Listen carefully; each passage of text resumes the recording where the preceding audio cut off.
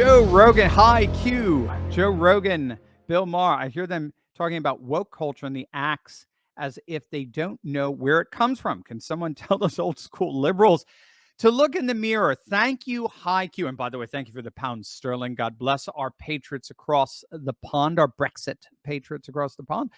And get Nigel Farage back into politics there and try to jump. So I just like Nigel because I think he is a political genius. He's well, I like him in general, but I mean the patience and the strategic approach to Brexit was brilliant. So I'd love to see him try to recalibrate the patriot conservative movement there.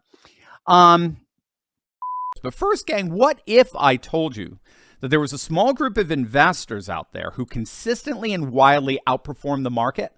Well, I think you know there is.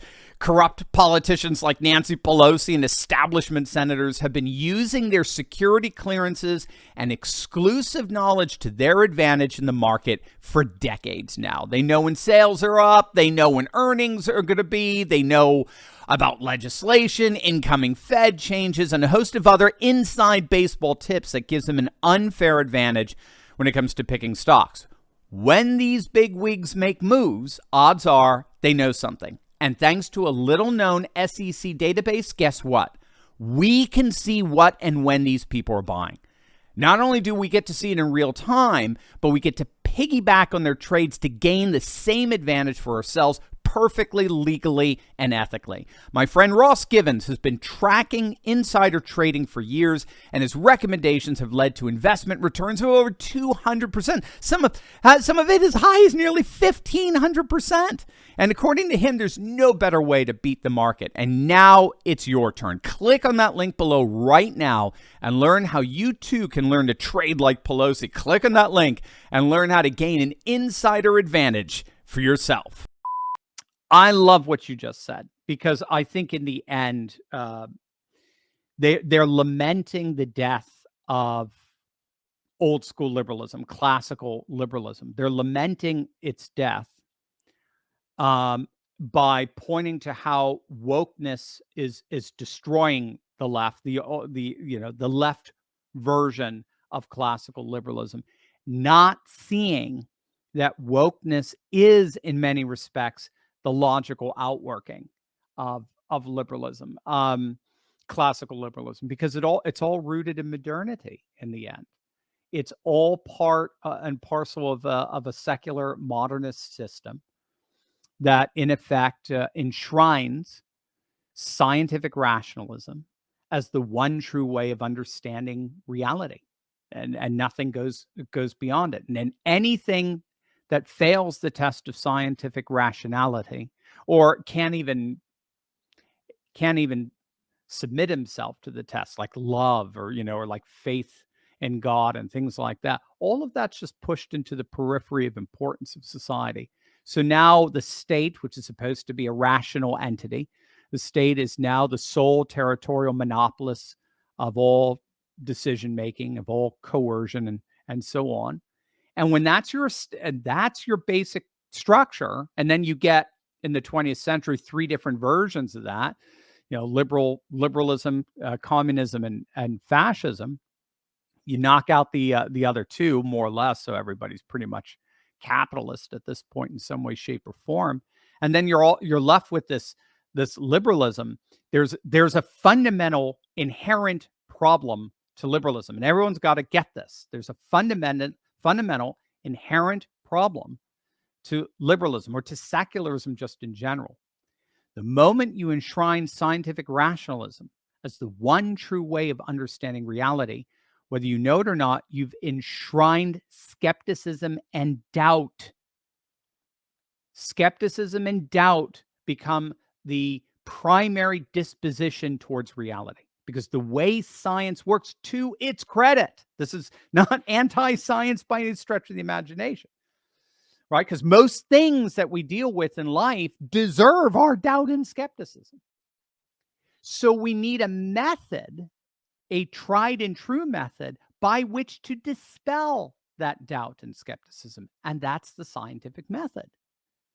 But the scientific method, historically speaking, was always subservient to a higher form of knowing that the Greeks called theoria, which was a divine sense of knowing.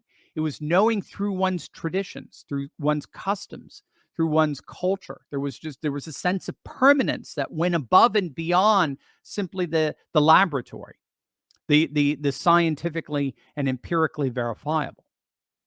So, and that was important because that was enshrined as the absolute and the unquestionable, the theoria, divine meaning and purpose in all things.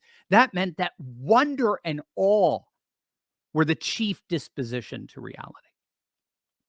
And skepticism and doubt was there, but it was a second order way of knowing.